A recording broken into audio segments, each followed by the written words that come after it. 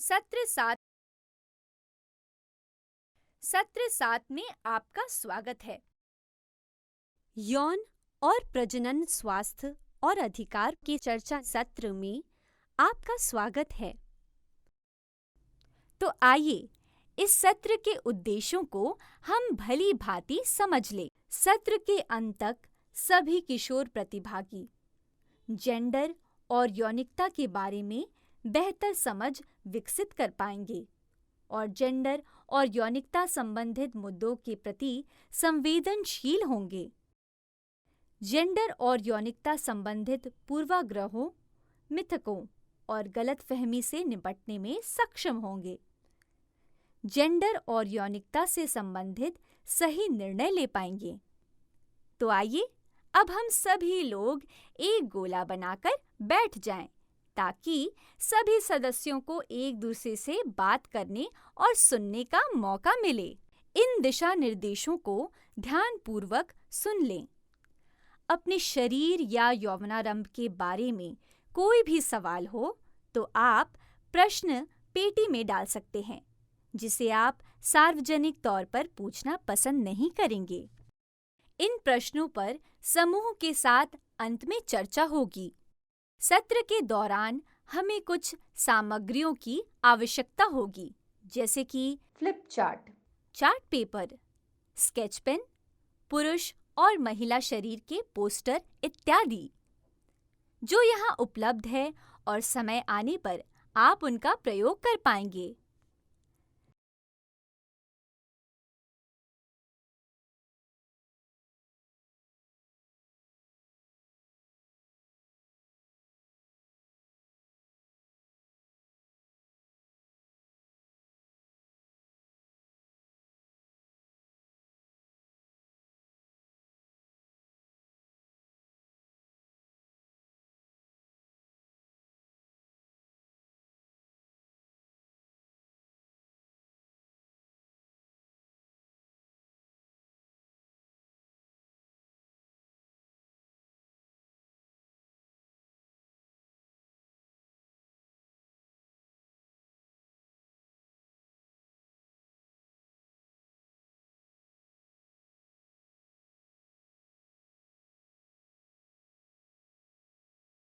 जैसा कि आपको पहले से ही पता है, किशोरावस्था वह चरण है जिसमें शारीरिक और यौन परिपक्वता के संकेत दिखने लगते हैं।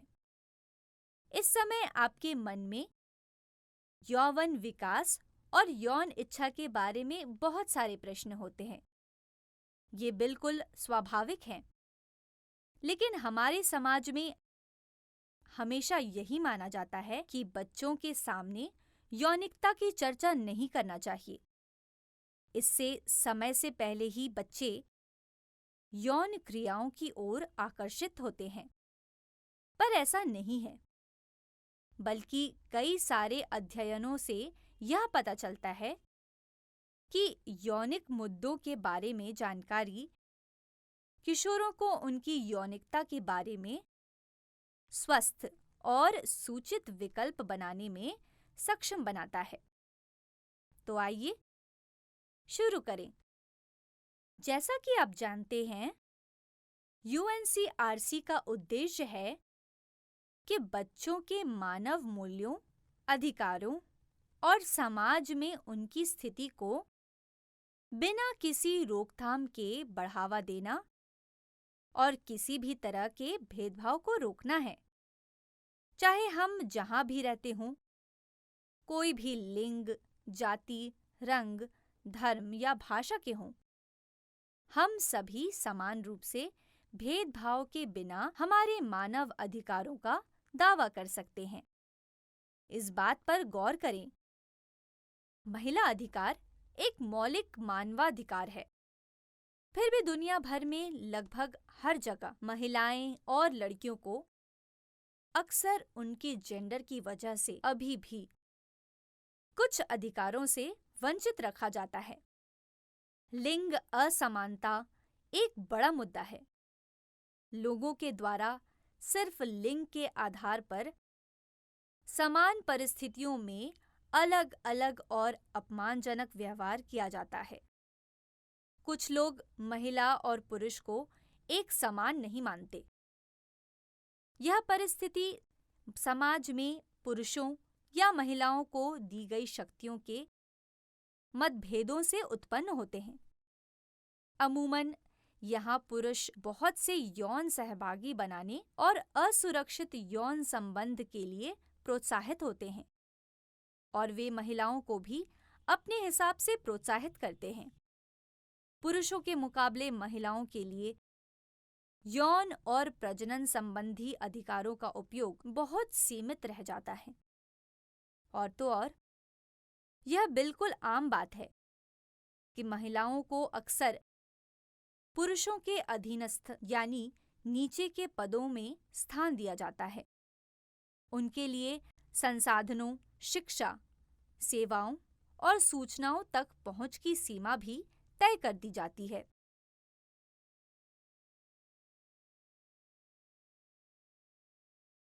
उन्हें पुरुषों पर अधिक निर्भर रहना पड़ता है, और इसी वजह से सुरक्षित यौन व्यवहारों के लिए बातचीत करने की उनकी क्षमता भी प्रभावित होती है। एक और मुद्दा है लैंगिक पहचान।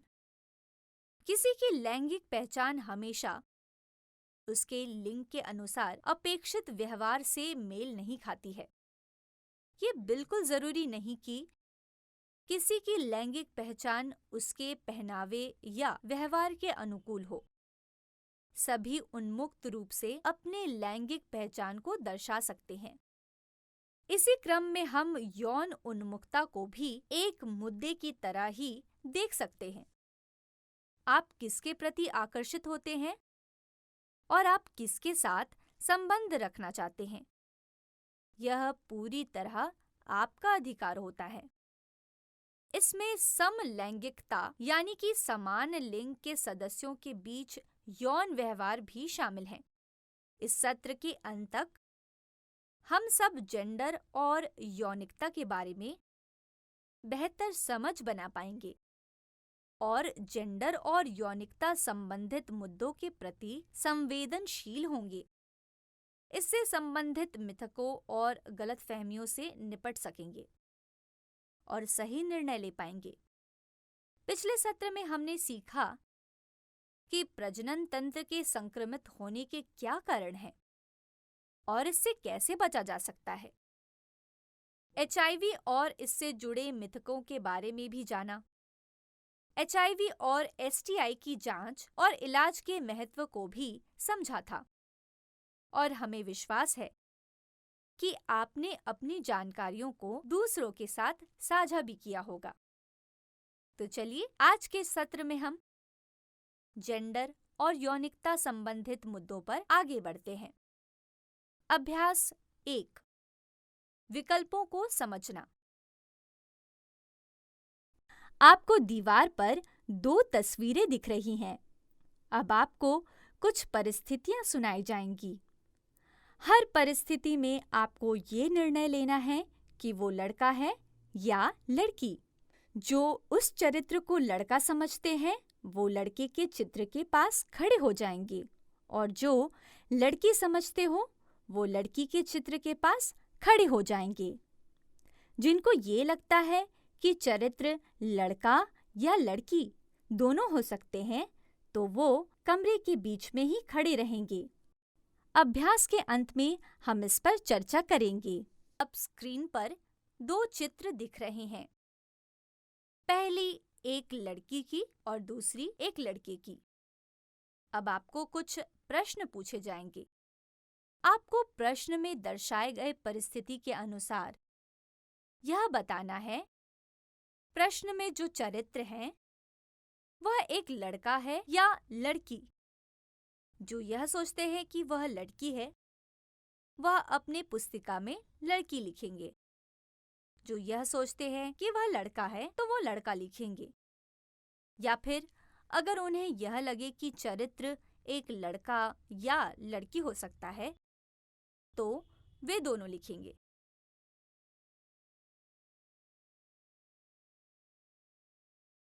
तो शुरू करते हैं। हीरा को सुष्मित पसंद है। हीरा को लगता है कि सुष्मित बहुत अच्छा व्यक्ति है। हीरा कौन है? सोनू को अकेले में हस्त मैथुन करना पसंद है। सोनू कौन है?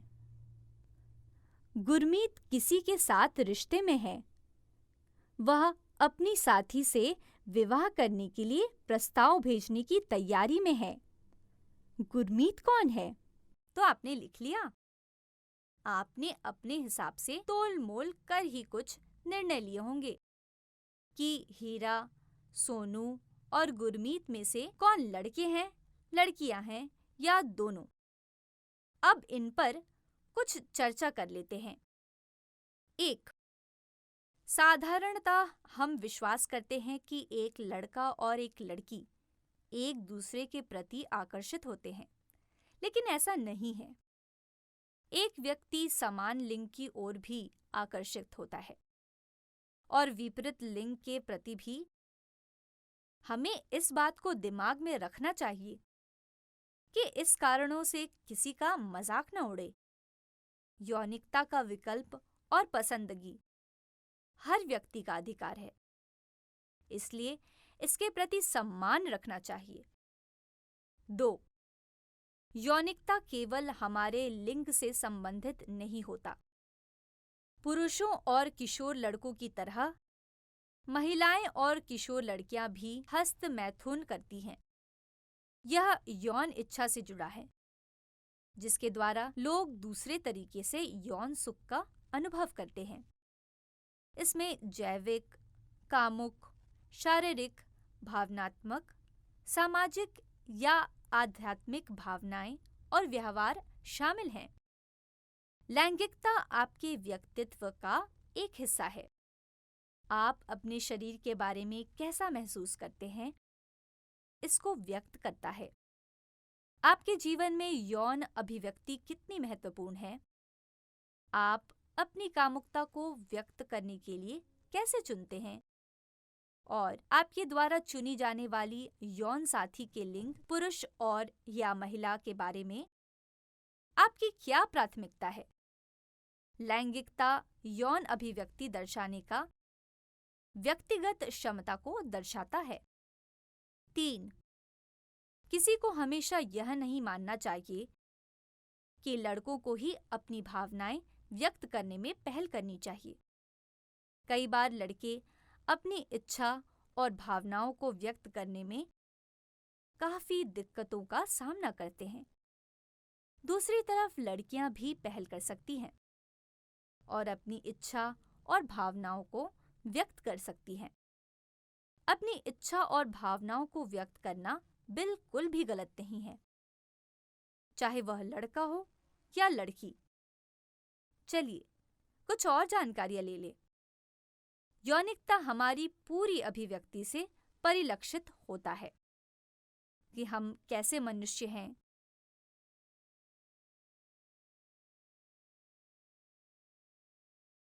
यौनिकता में हमारा लिंग पहचान और भूमिकाएं, यौन पसंदगी, आनंद और अंतरंगता शामिल है।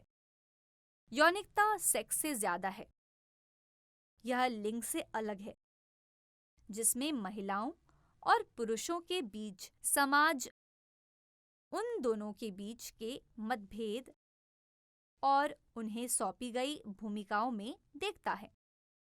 कई कारक हमारी कामुकता से प्रभावित होते हैं या प्रभावित करते हैं।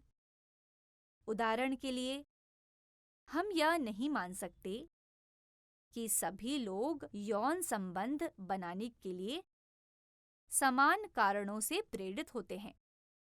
कुछ लोग बच्चे पैदा करने के लिए इस विकल्प को चुनते हैं, वहीं कुछ लोग साथी को खुश करने के लिए या दूसरे को खुशी देने या खुशी का अनुभव करने के लिए करते हैं।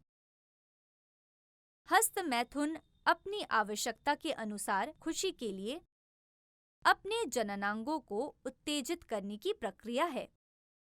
यह निजी रूप से किया जाता है। यह हानिकारक नहीं है, यह सुरक्षित है। और अपने शरीर को समझने का यह सही तरीका है।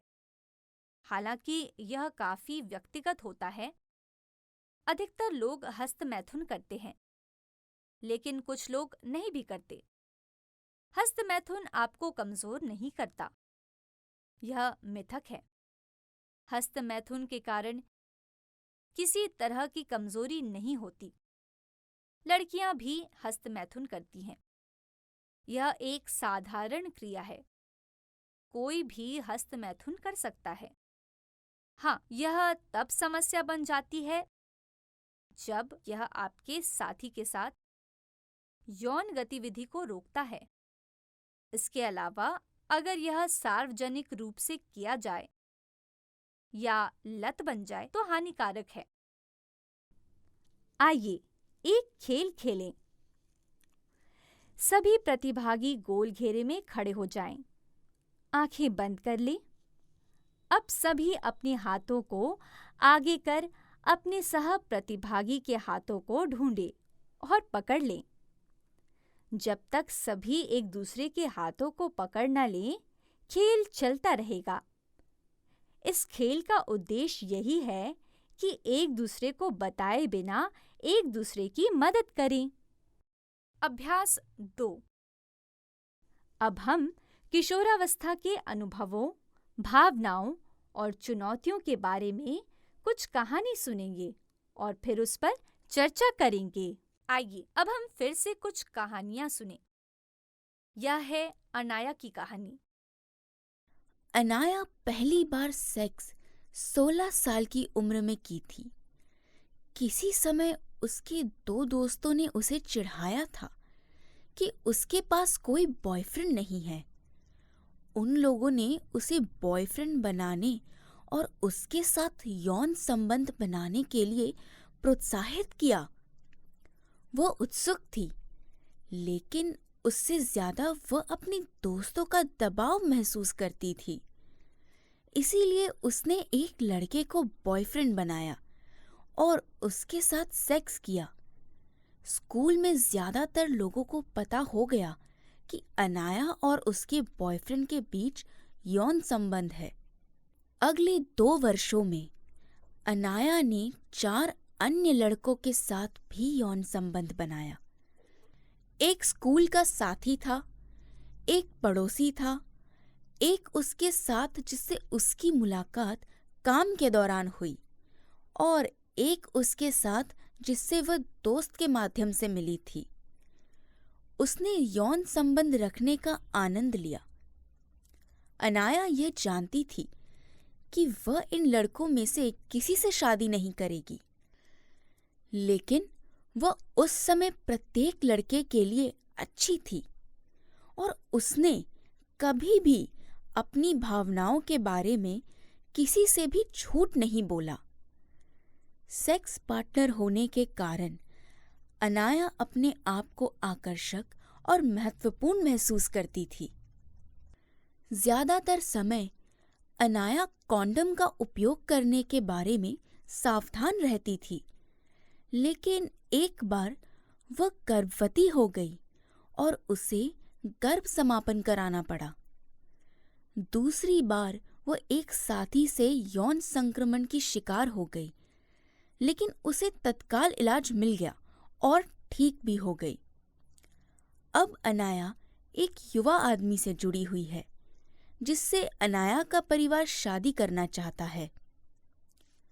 अनाया भी इस जवान आदमी को पसंद करती है, लेकिन वह जानती थी कि वह युवा लड़का 2 साल तक अर्थात शादी करने तक यौन संबंध बनाने से बचना चाहता है। उसे उसके साथ सेक्स करने के लिए शादी तक इंतजार करना पड़ेगा, जो 2 साल बाद होगी। जब वह किसी अन्य शहर में अपने चचेरे भाई के पास गई, तब वह अपने पुराने बॉयफ्रेंड से मिलने गई। बॉयफ्रेंड उसके साथ यौन संबंध बनाना चाहता था। अनाया ने भी सोचा कि शादी के पूर्व एक बार सेक्स करने से उसे या उसके युवा साथी को कोई नुकसान नहीं होगा। उसने ये भी सोचा कि बिना सेक्स के 2 साल काफी लंबा समय है। फिर वह अपने इस करीबी दोस्त के साथ संबंध में रहने लगी, जो ये समझ रही थी इस कहानी को पढ़ने के बाद इन सवालों के बारे में सोचे, फिर अपने समूह के साथ चर्चा करें। आपको क्या लगता है कि अनाया के साथियों ने अनाया के बारे में क्या सोचा? अनाया के लिए उसके यौन साथी किन शब्दों, लेबल का उपयोग कर सकते हैं? अनाया के बारे में आप कैसा महसूस करते हैं? अब आप 3 या 4 विशेषणों की एक सूची तैयार करें जो आपको लगता है कि अनाया के लिए उपयुक्त है। उदाहरण के लिए, क्या वह खुश है या दुखी, आत्मविश्वासी या असुरक्षित, ईमानदार या बेईमान, यथार्थवादी या अवास्तविक, आकर्षक या अवांछित, आदरणीय या आदरणीय नहीं, सामान्य लड़की या विशिष्ट, नैतिक या अनैतिक। अपने विचारों को लिखकर रख लें। अगली कहानी है अरुण की। अरुण ने पहली बार सेक्स 16 साल की उम्र में किया था। किसी समय उसके 2 दोस्तों ने उसे चिढ़ाया था कि उसके पास कोई प्रेमिका नहीं है। उन लोगों ने उसे गर्लफ्रेंड बनाने और उसके साथ यौन संबंध बनाने के लिए प्रोत्साहित किया। वो उत्सुक था, लेकिन उससे ज्यादा वो अपने दोस्तों का दबाव महसूस कर रहा था। इसीलिए उसने एक लड़की को गर्लफ्रेंड बनाया और उसके साथ सेक्स किया।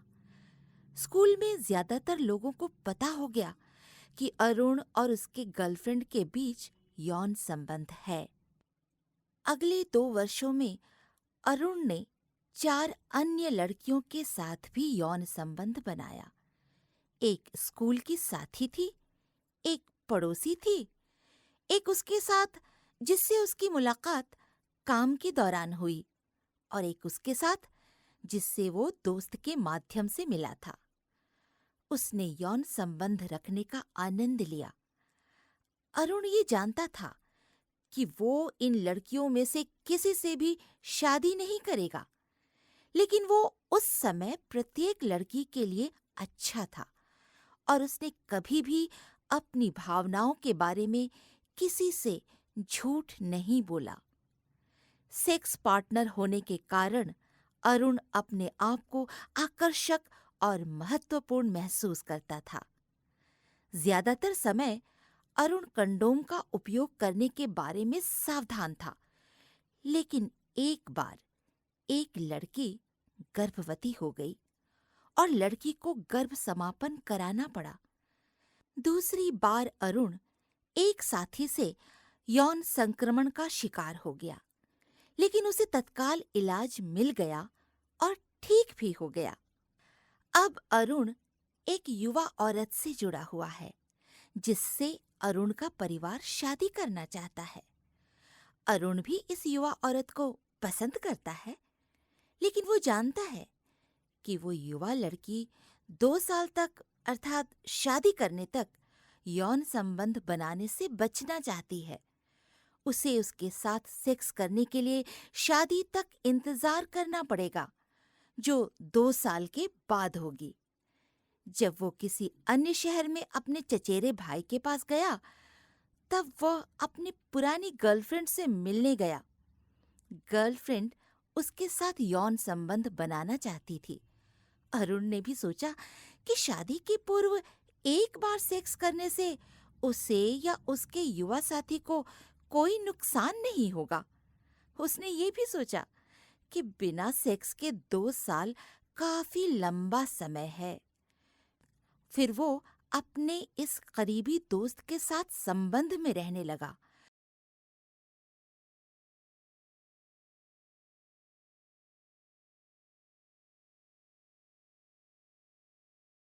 तो आपने अरुण की भी कहानी सुन ली।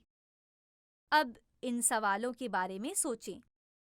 आपको क्या लगता है कि अरुण के साथियों ने अरुण के बारे में क्या सोचा? अरुण के लिए उसके यौन साथी किन शब्दों, लेबल का उपयोग कर सकते हैं? अरुण के बारे में आप कैसा महसूस करते हैं? अब आप 3 या 4 विशेषणों की एक सूची तैयार करें जो आपको लगता है कि अरुण के लिए उपयुक्त है। उदाहरण के लिए, क्या वह खुश है या दुखी, आत्मविश्वासी या असुरक्षित, ईमानदार या बेईमान, यथार्थवादी या अवास्तविक, आकर्षक या अवांछित, आदरणीय या आदरणीय नहीं, सामान्य लड़का या विशिष्ट, नैतिक या अनैतिक। अपने विचारों को लिखकर रख लें।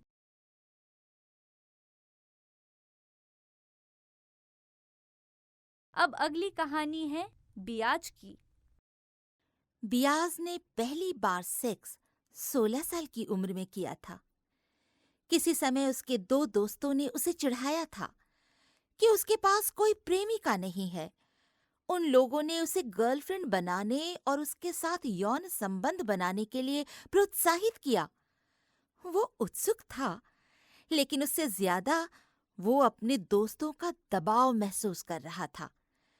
इसीलिए उसने एक लड़की को गर्लफ्रेंड बनाया और उसके साथ सेक्स किया।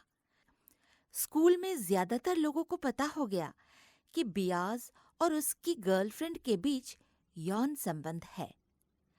हालांकि बियाज वास्तव में लड़कियों के प्रति यौन रूप से आकर्षित नहीं होता था। उसने महसूस किया कि वो लड़कों के प्रति अधिक आकर्षित होता है। अगले 2 वर्षों में बियाज ने 4 लड़कों के साथ यौन संबंध बनाए। एक स्कूल का साथी था, एक पड़ोसी था, एक वो जिससे वो अपने काम पर मिला, और वो एक जिससे वो अपने दोस्त के माध्यम से मिला। उसने यौन संबंध रखने का आनंद लिया। बियाज जानता था कि वो इन लड़कों में से किसी के साथ भी हमेशा के लिए यौन संबंध नहीं रखेगा। वो उस समय प्रत्येक लड़के के लिए अच्छा था और उसने कभी भी अपनी भावनाओं के बारे में झूठ नहीं बोला। सेक्स पार्टनर होने से बियाज आकर्षक और महत्वपूर्ण महसूस करता था। ज्यादातर समय बियाज कंडोम का उपयोग करने के बारे में सावधान था, लेकिन एक लड़के के साथ वो कंडोम का उपयोग नहीं करता था। वो एक साथी से यौन संक्रमण का शिकार हो गया, लेकिन उसे तत्काल इलाज मिल गया और ठीक भी हो गया। अब बियाज एक युवा औरत से जुड़ा हुआ है, जिससे बियाज का परिवार शादी करना चाहता है। बियाज भी इस युवा औरत को पसंद करता है, लेकिन वो जानता है कि वो लड़कों के लिए अधिक आकर्षित है और वो 2 साल तक, अर्थात शादी करने के पहले तक, लड़कों से यौन संबंध बनाए रखना चाहता है। उसे उसके साथ सेक्स करने के लिए शादी तक इंतजार करना पड़ेगा, जो 2 साल के बाद होगी। जब वो किसी अन्य शहर में अपने चचेरे भाई के पास गया, तब वो अपने पुराने बॉयफ्रेंड से मिलने गया। बॉयफ्रेंड भी उसके साथ यौन संबंध बनाना चाहता था। बियाज ने भी सोचा कि शादी के पूर्व सेक्स करने से उसे या उसके युवा साथी को कोई नुकसान नहीं होगा। उसने ये भी सोचा कि बिना सेक्स के 2 साल काफी लंबा समय है। फिर वो अपने इस करीबी दोस्त के साथ संबंध में रहने लगा, जो ये समझ रहा था।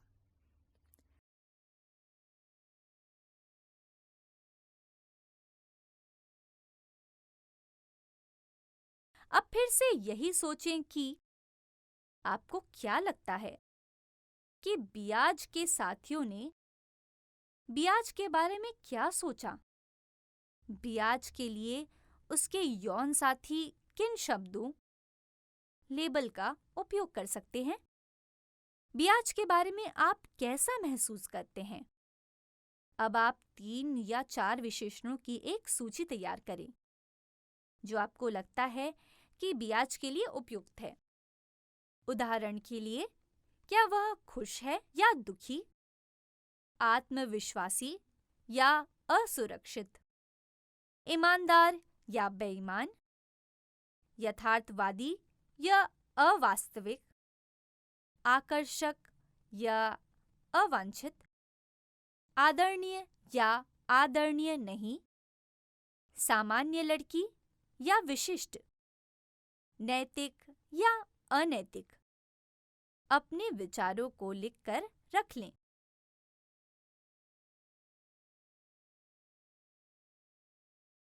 अब तीनों कहानियों पर ध्यान दें और अपने विचारों को ध्यान में रखकर सोचें कि अरुण के ऊपर दिए गए विचारों की तुलना में अनाया के ऊपर दिए गए विचारों में हम क्या देखते हैं। लड़कों के मानकों की तुलना में लड़कियों के मानकों के बारे में यह हमें क्या बताता है? क्या यह डबल मानक हमारे समुदाय में लड़कियों को प्रभावित करता है? आप इस डबल मानक के बारे में कैसा महसूस करते हैं? अरुण के मुकाबले ब्याज के जवाबों के बारे में हम क्या देखते हैं? यह उन लड़कों की तुलना में मानकों के बारे में हमें क्या बताता है?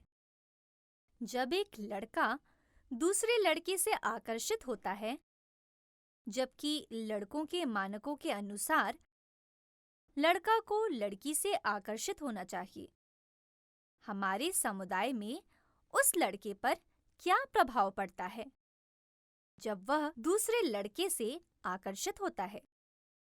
उसी प्रकार जब एक लड़की दूसरे लड़की से आकर्षित होती है, आप इस भेदभाव के बारे में कैसा महसूस करते हैं? चलिए कुछ और जानकारी साझा करें। अब आप लोग धारणाओं और निर्णयों के बारे में अधिक समझ रखते हैं। यौन अभिव्यक्तियां किसी व्यक्ति की व्यक्तिगत पसंद होती है।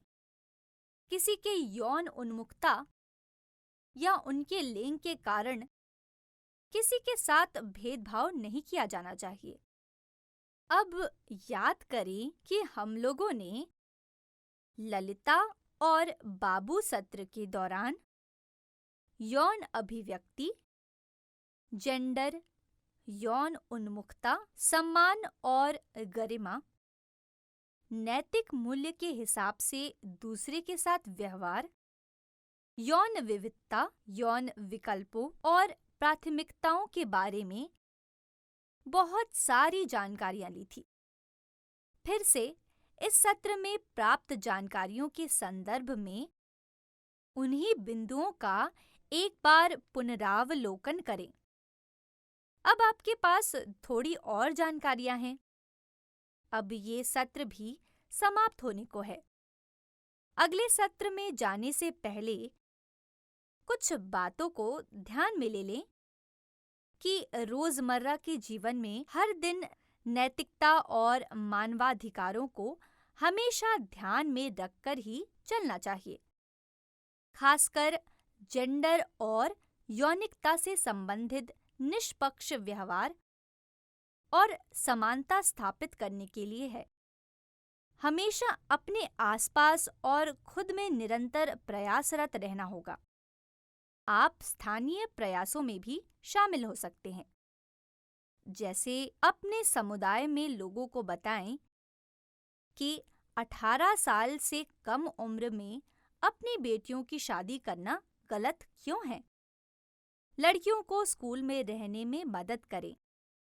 अनियोजित गर्भधारण के चलते जिन लड़कियों और महिलाओं को कलंकित किया जाता है, उनकी मदद और समर्थन करें।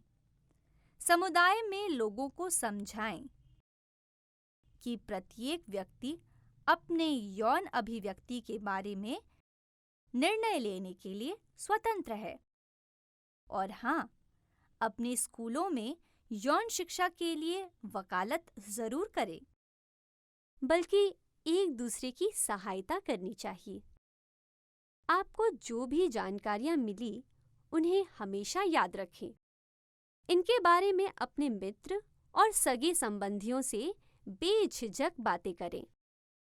अगर आपको किसी भी प्रकार के सलाह की जरूरत हो तो आप किसी भरोसेमंद वयस्क के साथ भी बात कर सकते हैं। हम तो यह भी कहेंगे कि घर जाकर अपने भाई, बहन, भाभी और मित्रों से किशोरावस्था के दौरान होने वाले परिवर्तनों के बारे में जरूर बातें करें। ये सत्र अब यहीं समाप्त हुआ। धन्यवाद।